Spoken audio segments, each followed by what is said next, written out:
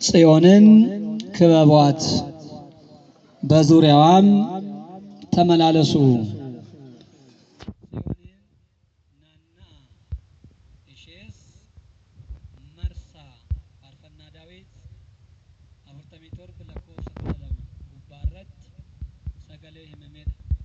ቃሉን የሚናገረው ነቢየ እግዚአብሔር ዳዊት ነው። ዳዊት እግዚአብሔር የመረጠው እሱም እግዚአብሔርን የመረጠ ነው። ዳዊት ከዋቀዮ ይዘፍለት እንስ ከዋቀዮ ፍደት እኒ ዳዊት ኡመተ እስራኤል ወጋ አፉርተማ kan bulche kakuwaaraa keessattis fakkeenya guddaa kan qabu hafuurri qulqulluun isa dubbisee fuulduratti waan jiruu fi kan duubas jiru icciitiin isaaf banamee waaqayyo fuuldura waan jiru isatti agarsiisa። ነቢያት እግዚአብሔር ከሩቅ ያለውንም ከቅርብ ያለውንም ይገልጽላቸዋል። ታዲያ ነቢየ እግዚአብሔር ዳዊትም እክትዋ ለጽዮን ወቀፍዋ ጽዮንን ክበቧት በዙሪያዋም ተመላለሱ በዙሪያዋም በብርታታም ልባችሁን ደግፉ በብርታታም ልባችሁን ምን አድርጉ ደግፉ jabeenya isheetiin laphee keessan jabeessaa jabeenya achi argattaniin kennaa argattaniin ishii tsiyoon jedhamtu sani naannaa ishiin marsaa እሷን አመስግኗት አክብሯት ስሟንም ጥሩና በዙሪያዋ ተመላለሱ ስሟንም ጠዋትም ማታም ጥሯት። ጽዮን የተባለችዋን ለምንድነው ነቢየ እግዚአብሔር ዳዊት ክበቧት የሚለው? ዳዊት ማሊፍ ጽዮን ጀደምደሰን ናና ሄደ መርሳ ጀደ ገለቴፈዳ ሄደ መቃሺ ያማ ሄደ ማሊፍ ዱበታ ለምንድነው የሚናገረው? ጽዮን ማለትስ ምንድነው የሚለውን እናያለን። ጽዮን ማለት አምባ፣ መጠጊያ፣ መሸሸጊያ፣ ማደሪያ፣ ኃይል፣ ብርታት ተብሎ ይጠራል። ጽዮን እንደሙ እርኮ ጀቤኛ ጀዳሜት ይከማ ጽዮን እንደሙ ከራብራቲን ቱሉን ጽዮን ጀደማ ታቦን ጽዮን ሽን ጀልቀባ ሙሴ ዳፍ ከነምተለ ታቦተ ጽዮን ጀደምቴ ያመምት የመጀመሪያዋ ለነቢየ እግዚአብሔር ሊቀ ነቢያት ሙሴ 40 ዓመት 40 ሌሊት ጾሞ እግዚአብሔር ፈቅዶለት በጸሎት ሆኖ እግዚአብሔር ረድቶት ለመጀመሪያ ጊዜ ለሰው ክብር እንዲሆን እግዚአብሔር በላዩ ላይ እንዲያነጋግር ዋቀዮ ታቦተ ረታዬ አከዱቢሱ ከበጃፍ ጀቻ ኡመታ ከጨሪፍ ጀቻ ዮዶ በዲ አከባሱ ዮ በላይ አከኛችስ ዮ ረከተ ረኮ አከባው ዳይቺ ገረገራወት ድበለች ሰንጀላ አከባው ዮ ወንቶኒ ገረገራይሳ ኢፒሳንፋን ገረታ ቦተኒ ለቀኒ አከከዳታን እሺ ጀልቀባ ታቦተ እሺ ጀልቀባ ጉያራ ሙሴ ዳፍ ጉያ እትከነምቴ ዋቀዮ ነማ ይላለ አራራ ሳቡሴ ነማፍ ከበጀው አንቀቡፍ ነማውማ መኩን ፈከኘ ሳዋንቴ ገነመስ ገልገለስ ገለታ ቦተ ከናኑ ያከከደት ጧትም ማታም ወደ ታቦቱ መጥቶ እንዲጸልይ ምስጋናን እንዲያቀርብ ለእግዚአብሔር ክብር እንዲሰጥ ለታቦታ ምግና ስርዓቷን እንዲጠብቅ ለመጀመሪያ ጊዜ በዛሬው ዕለት ታቦተ ጽዮን ለሙሴ ለዓለም ሁሉ ተሰጠች። ደስ ይበላችሁ ልብላችሁ አመስግኑ። እቺ አምባና መጠጊያ የሆነች እሺን ይርኮ የደምደቱን እንዲ ታቦን እሺን ጀልቀባ ሙሴኒ ገረ ዋቀዮቲ ከዳቴ ከና ላንከን አርገተ ummata Israa'el akka fayyistu namoonni gara ishii dhufanii Waaqayyoon wajjin akka jiraatan ከእግዚአብሔር ጋር እንዲኖሩ የሰዎች ልጆች እንዳይወድቁና እንዳይጠፉ ኃይል እንዲኖራቸውና ብርታት እንዲኖራቸው የመጀመሪያዋ ጽላት በሙሴ አማካይነት ተሰጠች። ታዲያ ለሙሴ የተሰጠችው ጽላት ካህናት እንዲኖራት፣ አገልጋዮች እንዲኖራት፣ ክብር እንዲኖራት፣ ምስጋና እንደሚገባት፣ ማዕጠንት እንዲታጠን ተደርጎ በሲና ተራራ ላይ ለቅዱስ ሙሴ ለሊቀ ነቢያት ሙሴ ተሰጠች። እቺኑ ይዘው ብዙ ዓመት ቆዩ። ወደሷ መጥተው በሚጸልዩ ጊዜ እግዚአብሔር ይሰማቸዋል። ገረታ ቦታ ጽዮን ጀምተን ዱፈኒዮ ገረተን ዋቀዮ ሳንነጋ ገነመስ ገልገለስ ገረተን ዱፈኒ ገረተን ጉያስ ገረተን ዱፈኒ እየን ገረ ዋቀዮ ሞ ሳንነጋ ሁሉ ጊዜ እስራኤላውያን በጨነቃቸው ጊዜ፣ በችግራቸው ጊዜ፣ በመከራቸው ጊዜ፣ በተለያየ በሽታ በመጣ ጊዜ ታቦተ ጽዮንን ይዘው ይጓዙና ያሸንፉ ነበረ። ምን ይሉ ነበረ? እንጂፈኖ ከናርገተን የሮ መራዩ ዲን ጋባ ገረወረ እስራኤል ሉፈ እንጂፈኖ ከናርገተን ታቦተ ከነቀበተን ይወቀዲባን ዮ ታቦተ ከነገዲ ቀበቹ ባተንሞ የሮ መራ እንጂፈኖ አርገተን ሁሉ ጊዜ አያሸንፉም ነበረ። ግን ታቦተ ጽዮንን ይዘው ከወጡ ኃይል ስላላት እግዚአብሔር ሙሴን በታቦቱ ላይ ሆኜ አነጋግርሃለሁ እንዳለው በኦሪት ዘጸአት ምዕራፍ 25 ላይ እንደተጻፈ በዛ ላይ ሆኖ ያነጋግር ነበረ።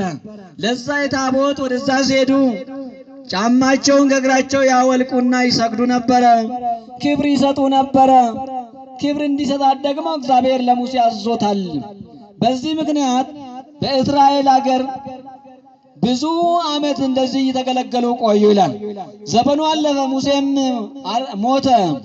ከዛ ኤሊ የሚባል መስፍን ተነሳ ይላል። ማን ተነሳ? ኤሊ የሚባል እንዲ ኤሊ ደሞ ከሄደ አኩመ ሙሴ ዘንቀበቴ ሴራ ከበቺሴ ልቦኒ በረሰንጅረን አከተጃጅለን አከጭኩን ወጀነ አከዳይቺ ገረገራ ገረታኒ እንፍነ ታኒ ሴራ ከነ ከነ ባኩመ ሙሴ ሰን ገሩዩ ነገር ግን እነዚህ በዚያን ጊዜ በኤሊ ጊዜ የሚያገለግሉ ሰዎች አፍኒና ፊናስ የሚባሉ የሱ ልጆች ለታቦተ ጽዮን ክብርን አልሰጡም ነበረ። በመዝሙረ ዳዊት እንደተጻፈ አምጹ ለእግዚአብሔር ውሉደ አማልክት አምጹ ለእግዚአብሔር ስብሐተ ወክብረ ምስጋናና ክብርን ለእግዚአብሔር አምጡ የተባለው ረስተው የእግዚአብሔርን ሕግ ጣሱ። ሰዎች ወደ ቤተ መቅደሱ ታቦተ ጽዮን ወዳለችበት መጥተው ሲገለገሉና ሲያገለግሉ መጀመሪያ ማታ በርታ ጠዋት የምትጠፋውን ሻማ በዘመኑ የነበረችው ማብራት እነዚህ አፍኒና ፊናስ እግዚአብሔር ብርሃን አያስፈልገውም፣ መስዋዕት አያስፈልገውም እያሉ ይቀልዱ ነበር፣ ያፌዙ ነበር። ሰው በማያፌዝበት ጊዜ መከራ ይመጣበታል። ምን ይመጣበታል? መከራ ይመጣበታል፣ በሽታ ይመጣል፣ ጠላት ይመጣል፣ ጦርነት ይሆናል። ሰው ሰውን አይወድም፣ አንዱ አንዱን ይገላል። ምን ሲሆን? ኃጢአት ሲሰራ ሰው ታቦተ ጽዮንን በትክክል ካላገለገለ። ታዲያ እነዚህ ፊናስና አፍኒም የሚባሉ አገልጋዮች ከኤሊ እየተደበቁ በሚያገለግሉበት ሰዓት የሚቀርበውን ዘቢብ ለመስዋዕት የሚቀርበውን ለራሳቸው ይበሉ ነበረ። ሴቶች ሲመጡና እዛ መቅደስ ሲገቡ ክብር ንጽሕናቸውን ያጎላቸው ነበረ። ከዚህ እግዚአብሔር ይሰውረን። ኃጢአት በዛ ይላል፣ መከራ በዛ። ኤሊ ይህንን እየሰማ ምንም አላደረገም፣ ዝም አለ። በዚህን ጊዜ ነው እግዚአብሔር ለታቦቱ ክብር ካልሰጠን፣ ታቦቱን በትክክል ካላገለገል፣ በኃጢአት የምንመላለስ ከሆነ እግዚአብሔር ይቆጣል። ማን ይቆጣል? ዋቀየሉላ ዮመና መንታ ሴራን ሉቦን ሴራን ተጃጅለን ከኒን ዳቆኖን ሴራን ተጃጅለን ከኒን ኡመን ሴራን ተጃጅለ ከኑ ባቴ ታናን ዋቀዮ ታቦር ተራ ኢሉ ላይ እግዚአብሔር በታቦቱ ላይ ሆኖ ይቆጣል፣ መቅሰፍትን ያመጣል። ይህም ዘመን እንደዛ ይመስላል። በመከራ ውስጥ ያለንበት ዘመን የሚኖር የዘመን ነው።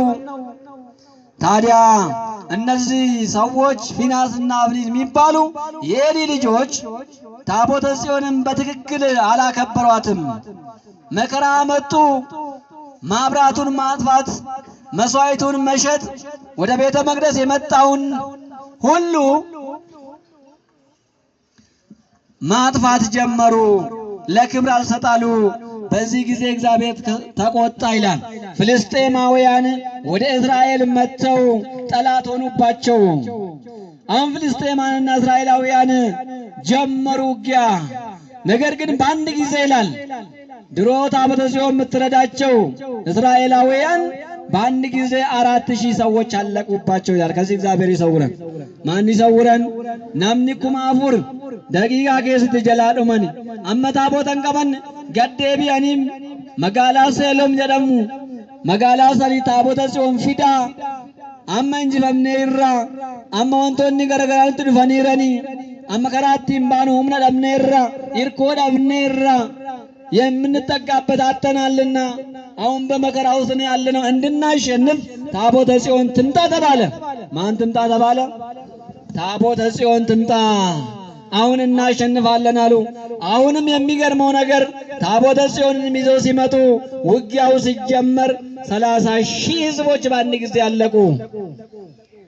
የኃጢአታችን ከባድ ነው። ሰው ኃጢአት ሲሰራ እግዚአብሔር አርጩሜ ይቆርጣል። ሳናቅ እንዴት እንደሚመጣ አናውቅም። ምን አይነት በሽታ እንደሚመጣ አናውቅም። በአንድ ሰው ኃጢአት ብዙ ሰው ይሞታል። በአንድ ሰው መከራ፣ በካህናቱ መከራ፣ በካህናቱ ኃጢአት በደል፣ በዲያቆናቱ በአገልጋዮቹ ይሄውላ መጣ። ሚከላከል ጠፋ፣ ተው ሚላቸው ጠፋ። ነምን ዲስሩ በረዘንጌትን አባሜድ አሁን ኃጢአታቸው እግዚአብሔር ጋር ስለደረሰ እግዚአብሔር ተቆጣ። 30,000 ሕዝቦች በአንድ ጊዜ አለቁ።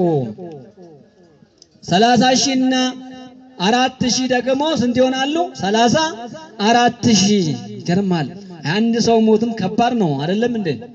የአንድ ሰው ሞት መጽሐፍ አትግደል ተብሎ ተጽፏል። እነዚህ ሕዝቦች አለቁ። አሁን ታቦተ ጽዮንም ተማረከች ይላል። ታቦት የሚማረከው የሚወሰደው የሚሰወረው ሰው ኃጢአቱ ሲበዛ ነው። ማን ኃጢአቱ ሲበዛ? ናምን ጭቡን ሰው ባየን የወባየተ ታቦት ንፍረተም ነመብራቲፍ ከነማ ቅድም በማቴዎስ ወንጌል እንደተጻፈልን ማቴዎስ 21 ቁጥር 43 ላይ ስታነቡ የእግዚአብሔር መንግስት ከእናንተ ትወሰዳለች፣ ፍሬም ላለ ሕዝብ ትሰጣለች። ሞቱም ዋቀዮ እስንራ ፍረተምቲ ነሞተ ፍሪ ባሱ ደንዳን አመንታ ቀባተን ኢሳኒፍ ከነምቴ ለነሱ ይሰጣል። ታቦተ ጽዮን ተማረከች። ፊናስና አፍኒን ሞቱ። አሁን እስራኤል ላይ መከራ መጣ፣ ጭንቀት መጣ። ታቦተ ጽዮን ተወሰደች። እስራኤላውያን በለቅሶ ውስጥ ነው ያሉት። ሁሉም እየሸሹ ነው። ጉልበት ነበራቸው። ጉልበታቸው ለታቦተ ጽዮን ክብር አልሰጡምና ኃጢአት በዛ፣ እግዚአብሔር ተቆጣ። ይህም ዘመን እንደዛ ነው። እግዚአብሔር ተቆጥቷል። እግዚአብሔር በምሕረቱ ወደኛ ይመለስ። ወደማይመለስ ወደኛ ይመለስ። ይፈመሳቲ ዋቀዮ ገረከኛ ደቡ አሜን ጀዳሜ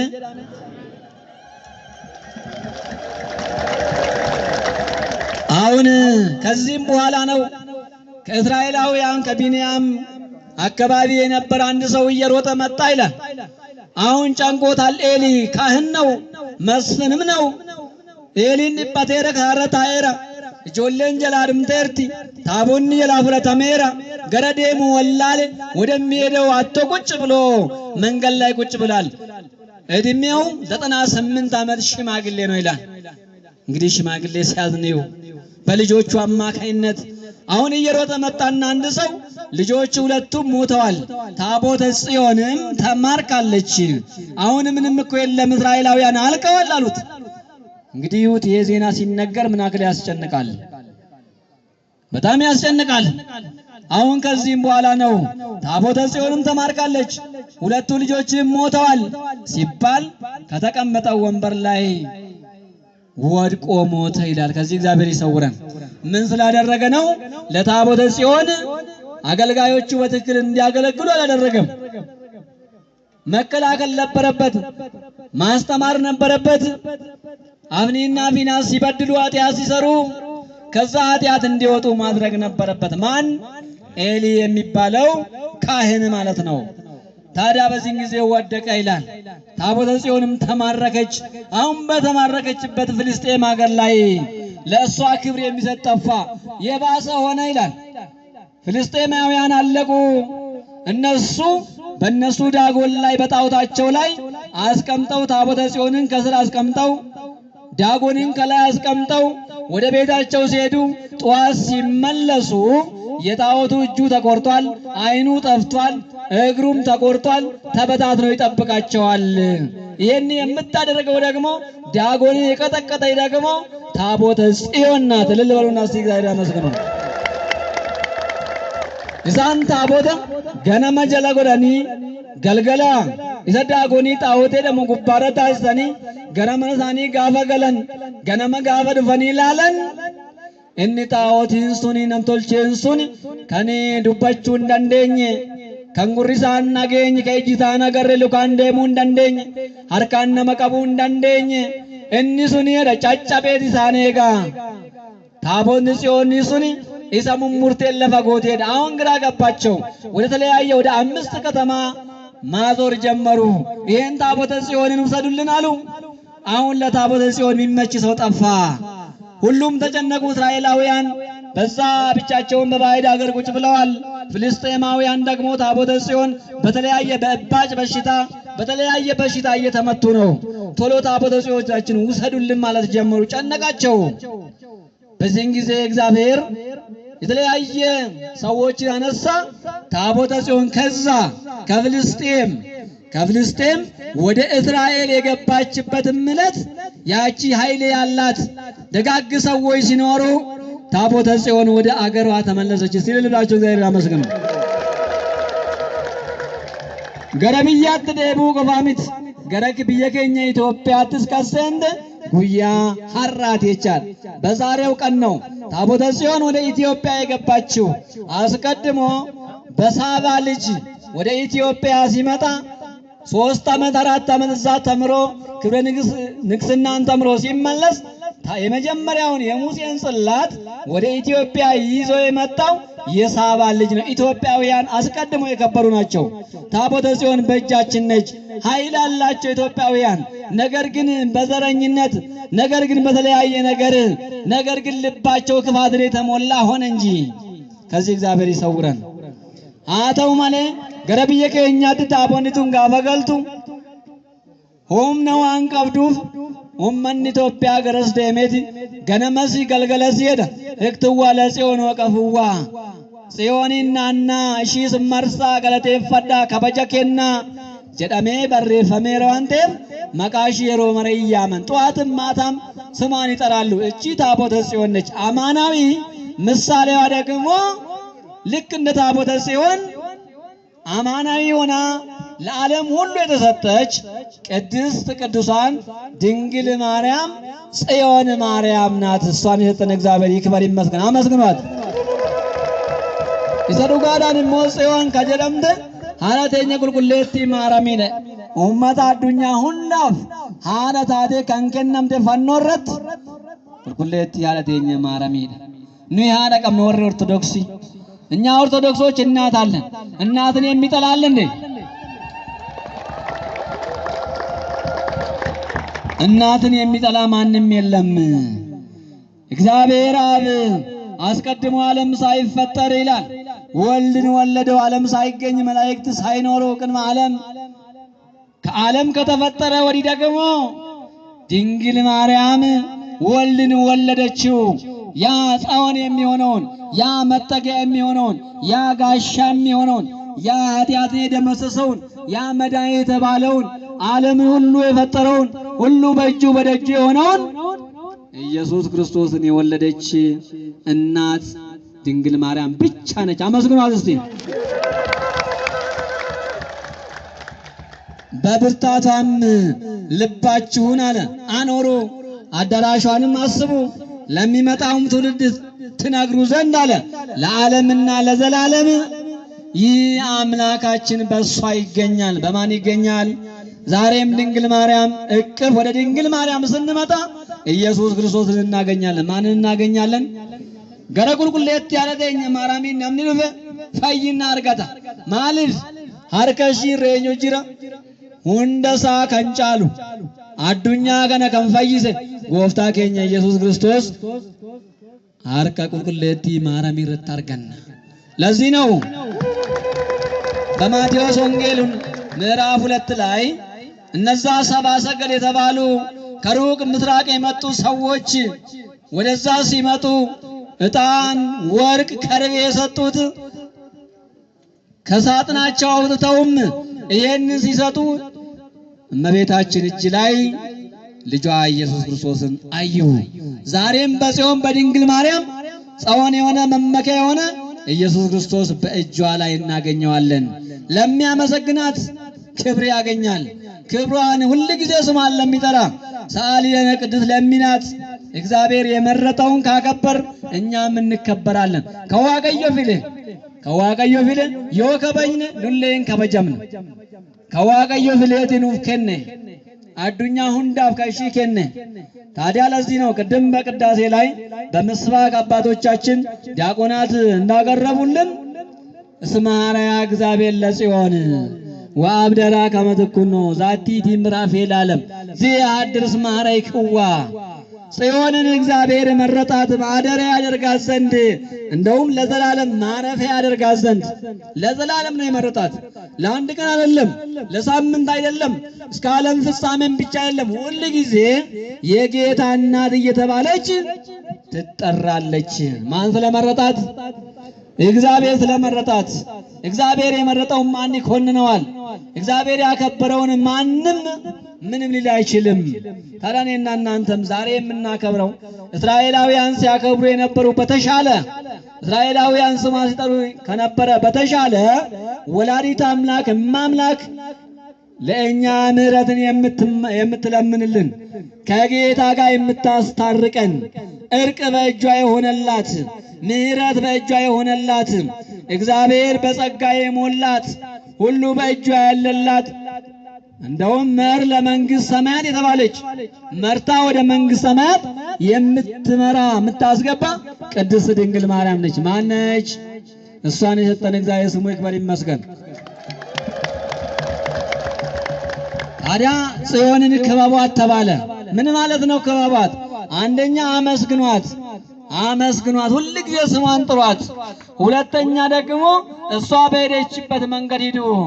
ቶኮፋሺ ገለቴፈዳ መቃሺ ያማ ገነመስ ገልገለሲዮ መቃሺ ዶፍተዮ ያምተን ዋቆዮ ጂኑ አራርስ ጀኔ ከዳን ብይቴኛ ነጋታት ብየ ኬኛ ቆፋሚት አዱኛን ሁንዲ ነጋታት አመነ ኬኝ እንጅራ ሁንዲ ኬኛ ረኮ ከሰራሚ በተለያየ ነገር ተመተናል።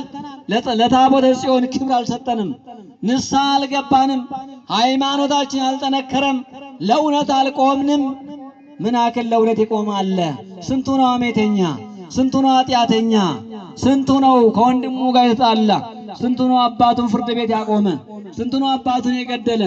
ነማሜ ከሜ አባሳ ካቼስ ያደሳ ካቼስ መነሙርቲ ጆሌፊ አባሳ ከናበ ከአባሳ ወጂ ወሊገሉ ደደበ አንጋቢ እንገለ ወርነምና አስድርኩን አንገሶ ጋቢ ገለ ብይ ነጋታት ነገኝን ኡማማ ወንት ዱፌ መርት እንደቢያ የመጣብን ሁሉ መከራ ይመለሳል።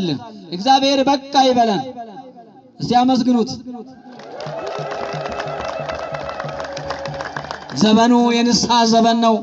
አሁን የስብከት ዘመን አይደለም፣ የጸሎት ዘመን ነው፣ የምስጋና ዘመን ነው። እግዚአብሔርን የምናመሰግንበትና የምንጸልይበት ጊዜ ነው። ሰው ልቡን ላውቅ ይገባል። ልቡን በእመቤታችን ላይ ሊያስቀምጥ ይገባል። ያን ጊዜ ነው እግዚአብሔርን የሚያየው። ያን ጊዜ ምሕረት ይደረጋል። ያን ጊዜ እኛ ከኔ ጀምሮ ንስሐ ከገባን እግዚአብሔር ይቅር ይላል። ማን ይቅር ይላል? ዋቀዮ ዲፋኑ ታሲሰ እኒ ኑቱ ገረሳ ደሙ ደደበ ማለ ኑቱ ገረሳት ደቡ ደደበ ማለ ኑቱ አራራ ዲደ ማለ ኑቱ ገረመና መንታ ደቡ ደደበ ማለ ኑቱ ኦቡሌሰ ኬኛ ወጂን አራራሙ ደደበ ማለ ዋቀዩ አባዲ ፈማት የኛ አባዲ ፈማት እግዚአብሔር አለ የይቅርታ መምህር ነው፣ የቸርነት መምህር ነው። ሌሊቱን ሙሉ ሲያመሰግኑ ያደሩት አባቶቻችን እሱን እኮ ነው። ያ በሰማይ ሰማያትን ሰንጥቆ የመጣ ምድሪቷን የባረካት የቀደሳት እስራኤላውያንን ያሻገረ እስራኤላውያንን ከመከራ ከጦርነት ያዳነ ከበሽታ ያዳነ እኔና እናንተም ወደሱ ብንጠጋ ያድናል። አድንም ያድናል። ስለዚህ ነው ድንግል ማርያምን የያዘ አይወድቅም፣ የወደቀም ይነሳል። ምን ይላል? ድንግል ማርያምን የያዘ ከወደቀ እንኳን ከወደቀበት ይድናል። ምን ይላል አልኳችሁ? ከወደቀበት ማን ያነሳዋል? እመቤታችን ታነሳዋለች። ለዚህ ነው አባቶቻችን እንደዚህ ይላሉ። ሰውየው እየሮጠ ሄደና ትልቅ ዛፍ ነበርና እዛ ዛፍ ላይ ወጣ ይላል። ማን ነው እሱ? አንድ ሰው ሙከ ጉዳ tokko argatee suma fiigu muka irra kore duuba leenji isaa harkisa isatti fiigaa jira. inni mukni guddaan sun immoo bishaan qarqara maddii jira. ያ ትልቁ ዛፍ በውሃ ዳር ነው ያለው። ዘንዶቹ እየሮጡ መጡ ይላል። ያን ሰው እያይተው ከላይ ከጫፉ አናት ላይ ደግሞ እባብ መጥቶበታል። ሰውየው ወጥቷል ዛፉ ላይ። ከስር ደግሞ ዛፏ ልትቆረጥ ደርሳለች። ይህ ሰውዬ እንዴት ይሁን? namni kun akkamaatau olii boofni itti dhufeera, jalaa leenji itti dhufeera, mukni muramuu geecheerti, bishaan jalaan jira. wantoonni baay'een bishaan keessa isa nyaachuuf itti dhufaa jiran ሊበሉት ወደሱ እየመጡ ነው ያሉት። እኛ እንደዚህ ብንጠየቅ ምን እንላለን? እየሰማችሁ ነው? ነጋጅርቱ namni kun akkamaatau garama adeemu yoo gara bishaanitti darbame bishaan keessa naachaa jira, itti dhufaa jiran. yoo gara bareetti jiguudhaaf barbaade irraa gufuu barbaade leencaa jira. gara ol deemuu hin danda'u, olii immoo gadi boofni itti dhufeera. mukattiin muramteerti jalaa cabuu geecheerti. maal haa ta'u? ምን ይሁን ይህ ሰውዬ? በዚህን ጊዜ አማኝ ነበርና ድንግል ማርያም ሆይ ድረሽልኝ አለ። ይሄን ድምፅ ሲያሰማ አንበሶቹ ተበታተኑ ይላል። እስቲ አመስግኑት ለሁላችሁ እግዚአብሔር። ውሃ ውስጥ ያሉትን ይላል። ውሃ ውስጥ ያሉትም የት እንደደረሱ ሰውየው ወርዶ ለካ ወላዲተ አምላክ እንዲህ ትሰራለች እንዴ ማለት ጀመረ። እኛም መመስከር አለብን ክርስቲያኖች። ያቺ ዛፏ ለእና ለእናንተ ምሳሌ ሆና የመጣች ትልቋ ዛፍ ሕይወት ያላት ናት። ያ የመጣውን ዘንዶ ምናሸንፍባት ለእና ለእናንተ የተሰጠችን እስተ ብላ የምትጠራ ድንግል ማርያም ነች። እሷን የጠነ እግዚአብሔር ስሙ ይክበር ይመስገን። ይኸውላችሁ አራት ሰዎች መንገድ ሄዱ። ስንት ሰዎች? አራት ሰዎች። ሶስቱ አዋቂ ናቸው፣ በጣም የተማሩ ዲግሪ ያዙ ናቸው። ነሞኒ አፉሪ ከራ ደመኔ ኢሳን ሰደኒ ቤክቶታ ከን ዲግሪ ቀበኒ እኒ ተኮሞ ማን በረኔው ማን በከኑ ወጅን ደም አሁን እየሄዱ እያሉ በጣም ሄደው ከራቁ በኋላ መንገድ ላይ ሲደርሱ አንበሳ ሞቶ በጣም ብዙ ዓመት የቆየ አጥንቱ ምናምን እዛ ጋር ያዩታል። አንበሳ መሆኑን ተረዱና ቁጭ ብለው እያለ አንድኛው ከዛ ከአዋቂዎቹ እንዲህ አለ፣ ይሄንን አንበሳን አጥንቱን ከአጥንቱ ጋራ ገጣጥሜ አነሳዋለሁ አለ። እንዴት አነሳዋለሁ? እውነትም አነሳው። ሁለተኛውም አዋቂ እኔ ጸጉሩንም እግሩንም እጁንም አይኑንም መልሳለሁ አለ፣ መለሰ። ሶስተኛው ደግሞ እኔ ነፍስ ሰጣዋለሁ አለ። ምን አለ? ነፍሴን አንከናባን ሞት ሳንሰደኑ ይየደን የመጨረሻው ነፍስ ሰጣዋለሁ ሲል ሲናገር ያ ምንም የማያውቀው ሰውዬ ደግሞ አይ ነፍስ ከሰጠከው እኮ ያንበሳ እኛን ይበላል ተው አለው ይላል። ተው ይሄን እሱን ከእንደዛ ካደረግ እኛን ይበላናል፣ እንዳንበላ ስለዚህ እንደዛ ማድረግ አትችልም አታድርጋል። አይ አንተ ሞኛ አዋቂ አይደለም አንተ ደካማ ብሎ ተናገረውና አይ ብሎ ያ ደካማ ምንም የማያውቅ የተባለው ሰውዬ ዘሎ ዛፍ ላይ ወጣ። አሁን ሞክረው አለ። ነፍስ ሲዘራበት ያ አንበሳ ተነሳ። መጀመሪያ ያስነሳውን ሰውዬ አንበሳ በላው። ምን አደረገው? በላው፣ ቁርጥምጥም አድርገው። ሁለተኛውንም በላው። ሶስተኛውንም ዘንጥሎት ይዞት ወደ ጫካ ገባ ይላል። አዋቂዎች ተበሉ፣ የማያውቁ ደግሞ ድንግል ማርያምን የያዙ ደግሞ ዳኑ። እስቲ አመስግኑ ድንግል ማርያም። አዋቂ ነን ያሉ ብዙዎች አሉ።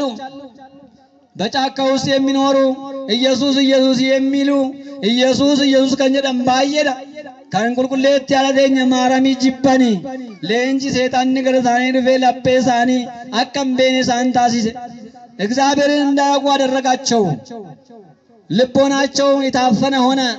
ስለ ድንግል ማርያም ሲነሳ ይጨንቃቸዋል። ምን ይላቸዋል? ይጨንቃቸዋል። ለምን ጋኔን አለባቸው? እኛ ኦርቶዶክሳውያን ኢየሱስ ክርስቶስ የወደደውን ሁሉ እንወዳለን። ማን የወደደውን? ካን ኢየሱስ ክርስቶስ ጃለተ መራን ወሬ ኦርቶዶክስ እንጃለን። እኒ ወነ ጅበን ቀቡ ሰይጣን ማለ እኞ ጅበ ሰይጣንን ነው ሰይጣላው። ታዲያ አንድ ሰው ምግብ ቤት ገባ ይላል። ሀብታም ነው፣ በጣም ሀብት አለው። ገባና አብሮ ብዙ ሰው አለ። ምግብ እየበሉ እስከ መጨረሻ ድረስ አንደኛው አስተናገደው። አስተናገደው አበላውና ዞር አለ። ከዛም በኋላ ይህ ባለ ሀብት ከበላ ከጠጣ በኋላ ላስተናገደው ሰውዬ 100,000 ቼክ ቡክ ሰጠው። ምን ሰጠው? ሂድና ስጡልኝ አለው። 100,000 ለማ ላስተናገደው ሰውዬ። ሰውዬው ደነገጠ። ምንድነው? እንዲህ ቅድም ያስተናገርከው ሰውዬ ይህን ሰጥቷል። እሱ እኮ ባለ ሀብት ነው፣ ምን ችግር አለ? ውሰድ ይሉታል። በዚህን ጊዜ ደነግጥና ወደ ኋላ ምን ይላል? ይወድቃል። ብር አይቶ አቅማቲ በ5 ብር ወይ ሽልንግ ወይ 10 ብር ነው ያወቀው የሚያውቀው።